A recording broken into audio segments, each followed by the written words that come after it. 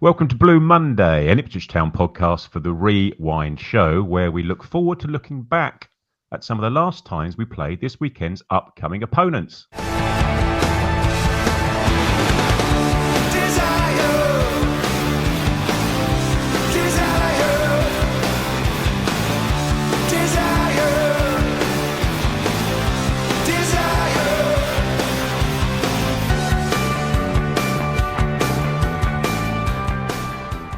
Hello, my name's Craig Fimbo. Welcome back to the Blue Monday Rewind show, where we look at the last time we played our forthcoming opponents in the top division and some more matches from the not so distant past. We are now back in the swing of things. We are back to your Tuesday, Wednesday, Thursday, Blue Monday build-up to the weekend. We are back, David Diamond, to Manchester City. Yeah, we spoke a bit about this, obviously about City prior to in the green room, didn't we? And sort of said it's kind of had a weird, odd recent history, mate. If I say recent history, but for me, talking about football going back to the 60s, 70s, so a little bit of success in the 60s. Obviously, they won a league in the 60s, won the cup in 69, and then a League Cup, I think, mid 70s. Dennis Stewart overhead kick, I remember, and then. Nothing. I mean, real nothing. I mean, as we said, culminating to relegation in League One and almost staying in League One. Or, I'm not here to talk about that particular game.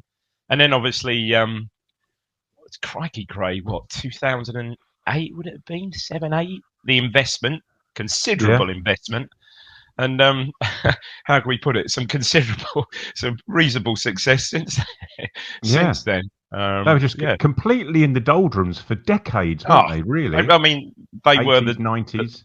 They were the butt of the football joke, really, weren't they? Obviously, still a big club in Manchester City, but yeah, they were literally the butt of the football jokes, really. But since the investment, some considerable success, and look, and built. Obviously, had the finance to do it. Some great teams with some great players, but. Obviously, we're not here to talk about that. We're here to talk about very much pre that. That's right. Yeah, we're sort of in between the Eddie Large comedic material era and the current Sheikh Mansour era, really. With that, I think I must have said on the last Rewind show, because this is the first one. Spoiler alert! That we've done with him the double, aren't we?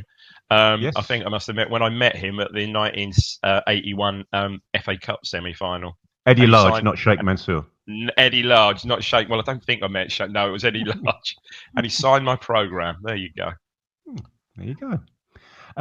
So yeah, the last, as you said, the last two that we did were Chelsea and Arsenal, or Arsenal and Chelsea. This one's Manchester City. We are now fully ensconced in the Premier League, and we'll be back with Liverpool this time next week, I think, to hammer the point home. Oh, we might even treat ourselves to an FA Cup one next week, Dave, because as we're in the FA Cup era, as it were, in the weeks. As ever, if you were at the games that Dave and I are just about to chat about, then please do comment, give us a like and a subscribe and all that malarkey, thumbs up, help us out. So, Dave, Manchester City, Monday the 7th of May 2001 was the last time we played them. Slight anomaly in that we normally talk about the 2001-2002 season as the last time we played teams in the top division, and more often than not discuss a loss. But this time round, on this occasion, it's our season in the sun that we played Manchester City the last time. Why didn't we play Manchester City in the season 2001-2002, Dave? I think we'll get to that, won't we, in a few minutes, probably. We'll get to that. No, there was quite a bit, let's just say there was quite a bit riding on this game. I mean, if you saw the narrative leading up to this game, I mean, it was a game that quite importance to both sides. Basically, a win, this is ridiculous, isn't it? I think a win would keep up our challenge for third. It was still on 7th of May. We were still on for third place. It was just incredible, isn't it? And spoiler alert, a loss for Man City would mean relegation. Absolutely. But sorry, Craig, having pipped us to promotion, if you remember those painful Burley last day of the season. I think they won at Blackburn, I believe, and there was also days before social media and stuff. Yeah, they did exactly that. Exactly a year before it was that we beat Walsall, possibly. It To was either put that, Walsall. I'm trying to think. Those last days getting muddled up. It was Walsall, Sheffield United was one, wasn't it? There was a few, wasn't there? yeah, I Yeah, think we I think beat it was Walsall. They beat Yeah. Blackburn, and they, as a result, we were destined to go up via the playoffs. But yeah, we got a little bit of revenge in this game. Before we get to the match, we need to talk about number one in the charts. Now, it displaced "Don't Stop Moving" by S Club 7, one of your favourites, Dave. Of. It was a cover version, and the cover version, it was written by a couple of guys. It was written by. Do you ever watch David Letterman, the chat show? I have done that back in It the was day. written by his band What? leader, Paul Schaefer, the small guy with the glasses who plays the keyboards. Yeah. Him and a chap called Paul Jabara, and it was written for Donna Summer in the 70s. Now, Paul Jabara also wrote an absolute banger for Donna Summer and Barbara Streisand. Oh, what? Yeah. Enough is Correct. Yeah. Yeah. No more tears. No open more tears. brackets. Yeah, enough is no more tears. Enough is enough. Close brackets. But this And the first line of that song, it's raining, it's pouring. Great. It's actually, raining. yeah. And it's a link to this song. It's raining. It's not Raining Men. It's Raining Men. Oh, the weather. Well, it's not the Weather Girls, but it's I don't know who done a Go remake of that. Was it not one of the Spice Girls? It was one of the Spice Girls. I'm saying Jerry Halliwell. It was Jerry Halliwell. Oh, look at that. It's Isn't that pretty good? good. Pretty good. So Paul Jabbar wrote a song that started off "It's Raining," and he also subsequently wrote "It's Raining Men" for Donna Summer. It was covered by Jerry Halliwell. I love those links, Craig. Love blah, them. Blah blah. Very good. Right, form-wise, we had just lost 2-1 away to Charlton, but before that had beaten Newcastle, Borough, and Coventry. Handily placed, I think you could say, on the tails of Liverpool and Leeds. Equal on points with Leeds on 62, 3 points behind Liverpool, who were third. We were sat in fifth. Whereas, as you say, our opponents were languishing somewhat in 18th and a little bit cut adrift should they not be particularly successful. It's only when you look at that league at this stage, Craig, and I know we sort of said, oh yeah, third, and third was, but look at the number of defeats. Look at the number of draws. You convert just a couple of those defeats, those defeats into draws into wins, and you're there, aren't you? Look at it. Yeah, we didn't draw many. Unlike the season we're about to talk about after the break, we didn't draw many that year. In fact, it's the fewest in the entire league. Yeah, it is at that point in time. Yeah, just incredible. Five draws out of 36 games. Just incredible season. Yeah. Yes, very good. Right. In terms of the cover star of the week, I'll briefly put it up because it's not a very particularly high resolution copy of the programme. An England international who would leave us in that summer. I'd assume is righty. I'd assume Richard Wright. There he is. It was Richard Wright. Yeah. Yes, indeed. So yes. Last home game of the season, Dave. Obviously, only 2 games to go. In terms of the lineup, Mark Birchall was on the bench because Marcus Stewart had a thigh injury. And to make matters worse, Jimmy Floyd Hasselbank had scored 2 goals this weekend, which had put him above Marcus in the Premiership goal charts. Yeah. We were playing on the Monday, on the bank holiday Monday night, I think it was this one. We've covered this side quite a bit, haven't we? Yeah. Yeah. No Stewart? No, so he's injured. He was. No, he sorry. was on the bench. Okay. He was, Mark Birchall, sorry, was on the bench, so he was. Birchall, yeah. Armstrong, Scowcroft, reliable front 2. I mean, we've done it. I like that midfield, actually, don't you? I like that midfield 4. Yeah. Bit of everything there, isn't there? Yeah, fairly solid.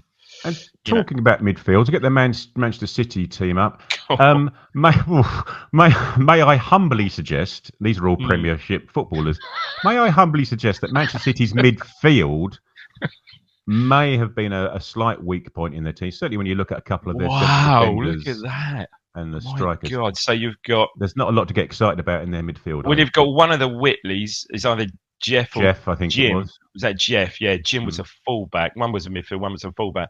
I think that's Gerard Vikings, isn't it? Gerard Vikings.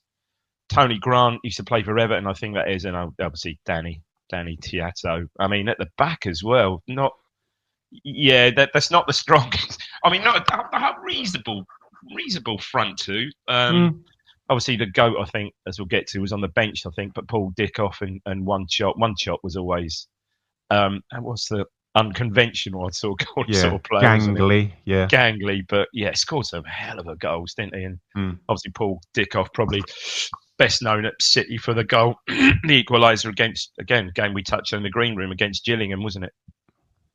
Yeah. The League One playoff, what would that have been 2 seasons before? Season 2 seasons before, I think. So it's not the greatest City side. It's easy to see perhaps why they were in the predicament they were. Yeah, and it wasn't a particularly fantastic first half either, I don't think, Dave. It was 0-0 at half time, but there were a couple of little bits and pieces picking up from Phil's match report on TWTD. We should possibly have had a penalty, according to him. One Chop with a foul in the area. One Chop also then went in 2-footed on Jim Magilton. Both shin pads destroyed by the tackle. Apparently, he had cuts on both of his shins, which is a good tackle to make, isn't it? He's done well there. Yeah. But 0-0 at half time. The only change at half time was Richard Wright's shorts, which changed from grey to yellow. Oh, there you go. Obviously, a clash. And there wasn't a goal actually, Dave, until the 75th minute. Yeah, and this was a typical. By that time, I'm not sure who substituted on for the GOAT. Sean Goater had come on. Who I know Ben used to like the GOAT, and to be fair, he was pretty prolific for City when I think he scored double figures this this season, which ultimately was going to end in relegation. I don't remember much of the guy. I've sort of watched it back. It's just a typical poacher's sort of GOAT, 6 yards, gets in front of his man and sort of pokes it past right from about 6 yards. Proper poacher's goal, wasn't it? Yeah, it was. I think One Chop had a shot which Wright sort of parried, and he just slipped the reaction. Slipped it in. I remember it. Slipped it in the corner. I remember that. For Christ's sake, here we go. Yeah. But it didn't take long for us to sort of shook us into action, Dave, and we were level terms a minute or two later. Yeah, I suppose we should say it's a good celebration because their manager was none other than Joe Royle, who, crikey, within months, well, maybe a year and a bit, was going to obviously end up at Portman Road. So a fairly excitable Joe Royle when obviously the GOAT's goal went in, and then I'm not so excited, but it's a good goal. This one, I think, it's a ball across the box. I think it's either Armstrong or Scowcroft who knocks it down. It's a really quite clever finish, but it's sort of like a sliding finish from outside the box. It's an odd one, isn't it, from Holland, but he makes great contact, sort of sliding volley, and he makes great contact, and beats Nash down to his right in the right corner, and game on with 12 minutes to go, 13 minutes to go. Yeah, he sort of stabbed it, poked it from a long way out, didn't he? It was a funny finish. But no, as you say, and it was 2 goals within about 2 or 3 minutes. And we went into having been behind on 75, we were in the lead on about 80 odd. I would say there were several goals that season. Obviously, you can look back on, obviously, probably the most iconic, I'd say, was Stewart's at, spoiler alert for a few weeks' time, probably Stewart's at Anfield was probably the most iconic and arguably the pinnacle of the season. But this goal was one that was up there with the best, wasn't it? Just for the cross from Armstrong, which is just ridiculous. So Armstrong sort of, I don't know, channels used to hit balls like that. He's in a Paul Merson was famous for that outside of the right foot, wasn't he? Absolutely superb cross, and it's brilliant from Royce. So gets in a great space in the box from about 6-7 yards, diving header beyond Nash. Yeah, I remember absolutely crowd going wild at that one. Not renowned for his headers, was he, Martin? He was more of a outside the box, either foot, top corner. Absolutely, absolutely was. Yeah, I can't recall him scoring many other headers if he did at Ipswich, but yeah, it was just the ball from Armstrong was just brilliant, wasn't it? Took everyone out, great diving header, and then the camera pans to poor old Joe, and he's looking. You can see the old proverbial writing on the wall, I think. And it was the last goal scored by a Town player that season, actually, even though we drew 1-1 with Derby the following week. That was an OG, wasn't it? It was an OG. OG, not by the OG. Horatio Carbonari scored an own goal for Horatio Carbonari, Derby County. And the crowd sung "You're Going Down with the North Stand" because after that game, as Dave says, it condemned Manchester City. They were now 5 points adrift with one game to play. Yeah.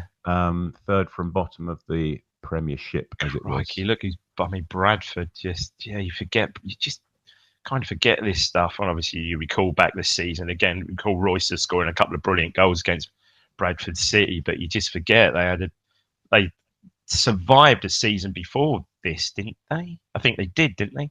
I believe. They had 2 seasons in the Premier League, didn't they? Yeah. I mean, the more you look at that, Christ, we won 20 games. It's just mad, isn't it?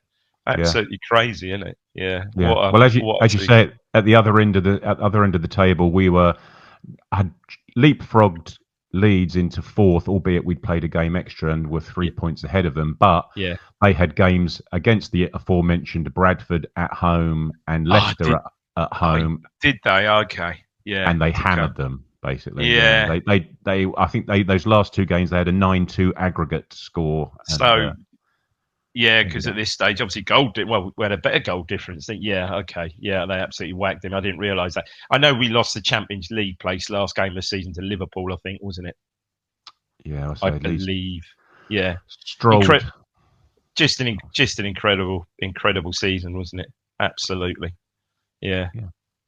Yeah, it was good stuff. Well, let's say it's not very often we get a chance to talk about that particular season unless we choose to, because it isn't invariably the last time we played a lot of these teams is in our relegation season. But it was Manchester City's relegation season this time round rather than our own. So we'll have a little bit of gloating on that. Wonderful stuff. Thank you very much, Dave. We'll be back in a second to talk about a game from a little bit further back in the past once we've heard from our friends at Atwell's. Blue Monday is proudly brought to you in partnership with our friends at Atwell's Solicitors, your ideal legal partner for work on property or business law. Their client care has repeatedly been recognised as outstanding, and they are people-focused with a plain English approach which sets them apart. They have offices in Ipswich, Colchester and London, and to find out more, head to atwells.com. Super stuff. Thank you for that, Mikey and others. And also our friends All About Hearing, Suffolk-based hearing care professionals, 2 locations in Ipswich. Help you out with any personal hearing needs. allabouthearing.co.uk. Thanks to them and thanks to One Stop Badges. Oh, I now think we have now exhausted our supply, Dave. I think I've got like 2. There's 1. I think I've got 2 left. Soon to be on eBay. Yep, absolutely. Prices.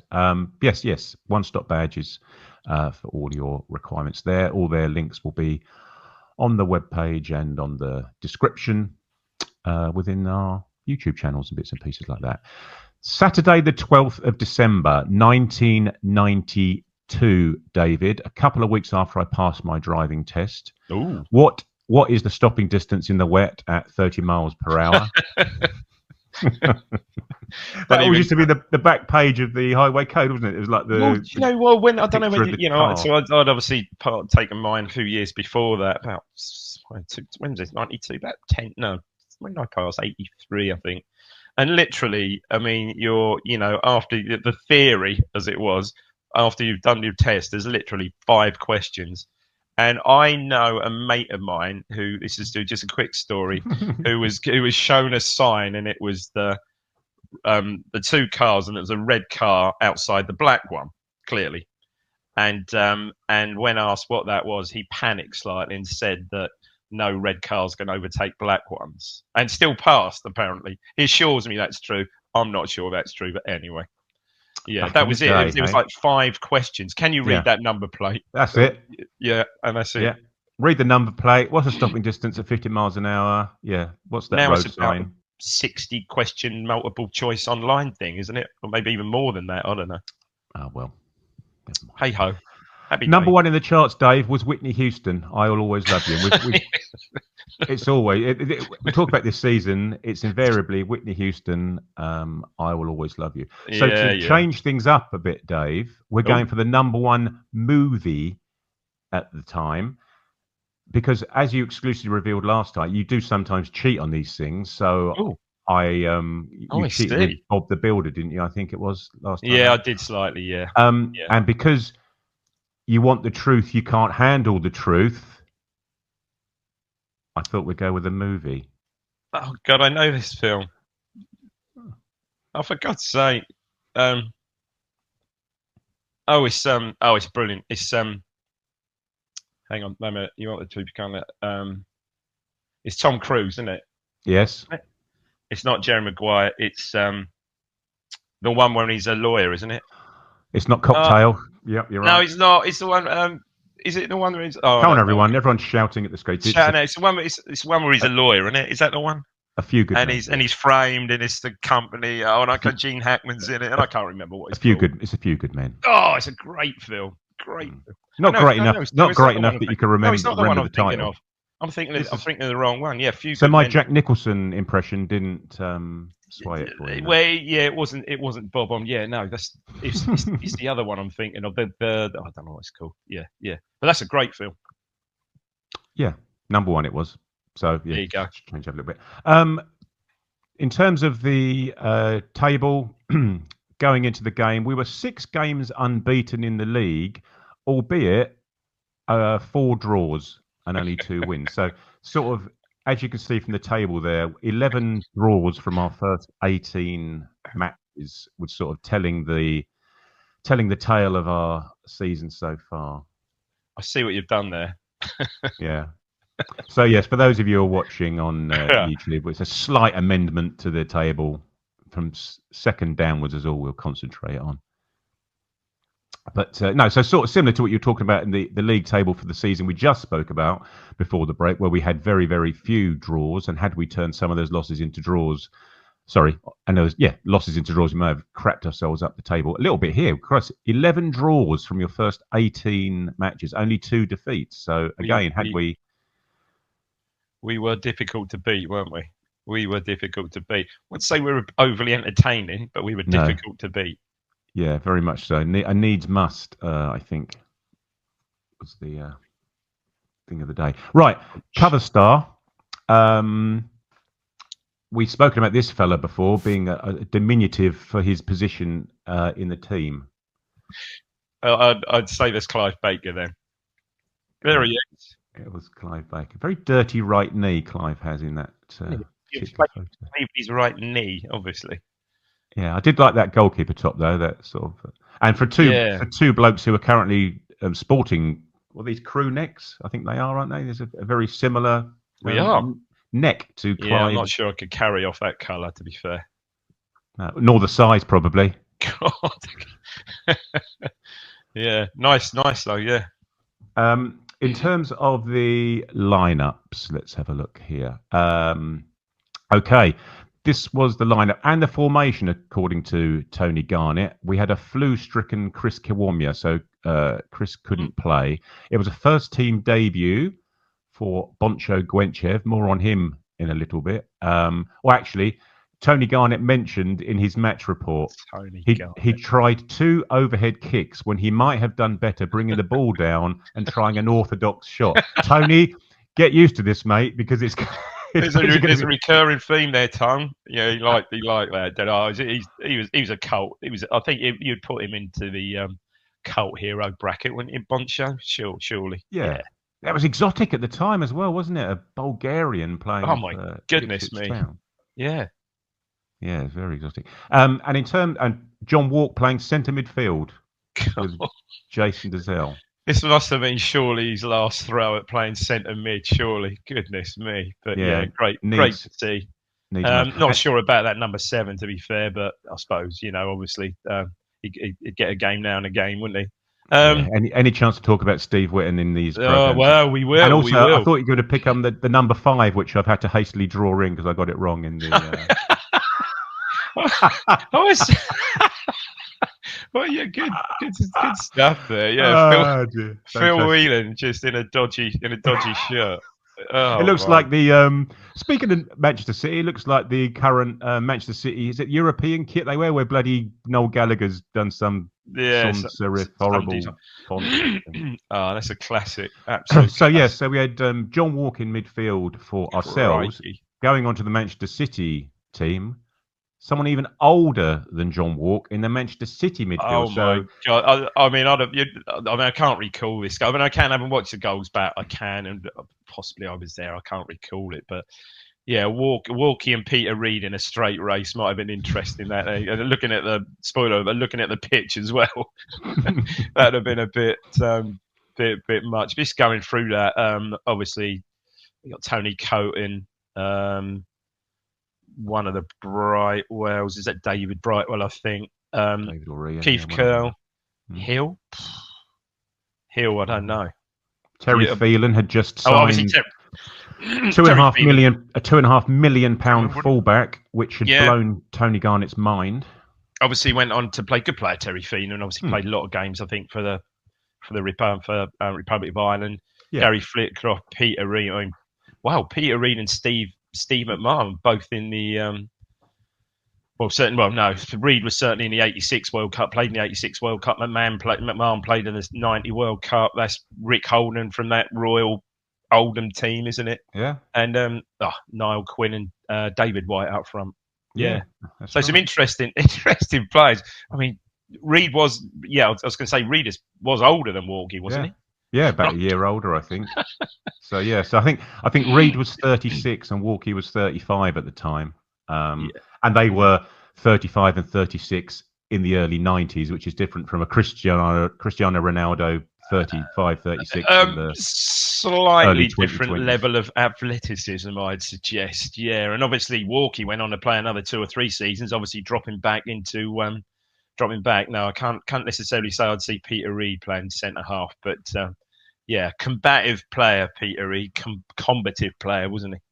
Yeah, and apparently, again, according to the match report, we allowed the veterans of Manchester City, McMahon was only 31 at the time, it's a bit harsh calling a veteran, but we allowed them to run the midfield in the first half, by all accounts, and as a result of that, towards the end of that first half, Gary Flitcroft, who was just released or part of the FA School of Excellence, less, scored to put Man City in the lead. Yeah, it's good play from Phelan. Well, I say good play from Phelan. He's allowed to sort of pick the ball up and drift to the byline. Good cross and good fit. Yeah, sort of poacher's finish really. Flitcroft, I think, gets in front of Neil Thompson like 6 yards out and just stabs it in the roof of the net. Yeah, some sort of point blank. Yeah, not looking good. 1-0 down. Yeah, 1-0 at half time, and then I think we had a bit of a shake up for the second half. I say they were all over us for the first, but got back into it in the second half, and it was great cross here, wasn't it, from Neil Thompson? He was probably renowned more for sticking crosses in and diagonals from a bit deeper, but this was a great cross on the run, wasn't it? What about the mover? What about the ball from Gwentchev? I mean, he picks 1-2. The ball up. Yeah, superb, and it drives into the box, plays the ball into Gwentchev, and it's that ball when it comes to him at pace, and he sort of stabs it with the outside of his right foot, doesn't he, over the defender. It's a la Cantona. That was a Cantona type ball, if you recall that. And that was brilliant. The ball's sort of going out, and Thompson sort of gets to the byline, half volleys it across, doesn't he? Not good goalkeeping from Coton, who sort of just misjudges it in flight. And talk about diminutive, but the diminutive, again, a rare Mickey Stockwell header at the back post. Yeah, so we followed up a Martin Reusser header with a Mickey Stockwell header in the subsequent match. But speaking about people who were renowned for their headering, Dave, 61st minute, we got ourselves into the lead from a ridiculous. I don't think I've seen a header from this far out. Have you? No. It's certainly not one that dribbled along the floor. But not funny. There's a combination of headers. There's a big old, it's not in swinging, deep from the right. Neil Thompson, we just said about his left foot, had a banging left foot, didn't he? Deepsby on the bad post. And this is a definition of a towering header at the back post from Phil Whelan, isn't it? Unbelievable. And so heads in. It's obviously dropping under the bar. Then Niall Quinn, again, obviously renowned for in the air, heads it from his own goal line outside the box. And it's just timing, isn't it? Gavin Johnson's running in, and there's no end of defenders and forwards. It's like carnage in front of him, and somehow heads it on the run, doesn't he? From out, it's a 20-yard header, isn't it? 20 yards. Yeah. And it just somehow, I mean, you say that description in match reports goes through a forest of players, literally. And talk about Coton. Coton must be basically unsighted by about 4 different players, and he's still sort of rooted at his spot, and the ball just, oh shit, ball just dribbles in the corner. It's incredible. I've never seen a header from that far out, I don't think. No, not what I say. Certainly not one that hasn't gone in the top corner. It's just, as you say, just sort of bounces and dribbles and ends up in the back of the net. That's when we spoke about this in this game. I thought, do you know what? I totally forgot about this game. Then, yeah, that's again, talk about iconic. That is the iconic moment from this game. You remember that? I can recall vividly that goal now. It's just such an unusual goal. But yeah, good character from the team. Sort of turn it round in 4 minutes and good comeback. Yeah, a Gavin Johnson header, eh? Crikey. He'd got one earlier in the year, hadn't he, if I remember? If I remember rightly, he'd got a famous header earlier in the year. Anyway. With a bit more velocity to it, that one. Yeah, all about the cross. But he celebrated Gavin Johnson being November's Barclays Young Eagle for London and the East. There you go. Wow. Yeah, what an award that is. Yeah. Cherish. And 2-1 became 3-1, Dave. And again, a header was involved in this. Was it? A header was involved in this goal. Again, again, talking about different goal. This is the embodiment of a direct goal, isn't it? Of a route. This had John Lyle. This is a Route 1 goal. John Lyle promotion team written all over this one. Mate, this is good actually. Thompson sort of deep in our half to the left side. Absolutely. You said he wasn't known for his finesse. Absolutely pumps a free kick forward. And it's a mismatch. I mean, Whitten was really good at this. And latterly after that, Scowcroft as well, wasn't he? Sort of coming off the right. And it's a mismatch. I think he's up against Terry Phelan. It's a brilliant knockdown because the ball's been driven about 40, 50 yards and he gets up, just knocks it down and great finish. Goddard doesn't mess with it, doesn't he? Ball bounces once, lashes it in, doesn't he? In the roof of the net, from about 8, round about the penalty spot, really. Proper direct goal and a good goal. Yeah, lovely cushioned header and lovely volley. Oh yeah. Obviously, that's a training ground goal, isn't it? Whitten coming off the line, coming off the right, and just winning that every time against Phelan. Yeah, brilliant goal. Yeah, brilliant stuff. And we ended up winning 3-1. Most notable. The next game up is the again talk about season and iconic games is the Norwich away game, isn't it? Can't see them in the league. Actually, which makes it seeing their position. My God, were they really 5 points clear? Oh my goodness me. Yes. Well, as we said earlier about we'd drawn 11 of our 19. They'd won 12 of them. Yeah, I mean that's the difference, isn't it? That's the difference. But we were to how can I put it nicely? But slightly burst their balloon in the next week or so, didn't we? Yes, indeed. Well, we don't get a chance to talk about that, Dave, because Norwich aren't in the Premier League, so we don't get a chance to talk about those funnily games, enough. No, so we can't talk about that. But yeah, we won 2-0. 1-2-0, yeah. Thompson and Kiwami won on the telly, didn't we? So we'll talk about it Jason Dizelle had a bobble hat on. The game was going on. His brother's bobble hat on, I would imagine. Yeah, it was, I think. Right, brilliant. Well, that's that. Thank you very much, Dave, as ever. Cheers, Craig. Yeah, enjoyed that. As ever, yeah. Thick and fast. Next up, obviously, at some point, perhaps next week or something, we'll be doing Liverpool away. Plenty to talk about that one. Yeah, definitely. Maybe we'll do a bumper crop. Yeah. And talk a little bit faster. Yeah. But yeah. So as I said at the very, very beginning, we're back to our normal routine as far as I'm aware. So the guys will be back Wednesday for the predictions. Mikey and Ben and Seb and Rich for pre-match. I would have thought live on Thursday evening, and then back again for the flagship post. I would have Manchester City. Thought Thursday, but obviously with the City game being on the Sunday, isn't it? But yeah, I would have thought still Thursday. We'll work something out. Keep Yep. an eye on the socials, as it were. Mm-hmm. This has been the Rewind Show on Blue Monday, an Ipswich Town podcast. We'll see you next time.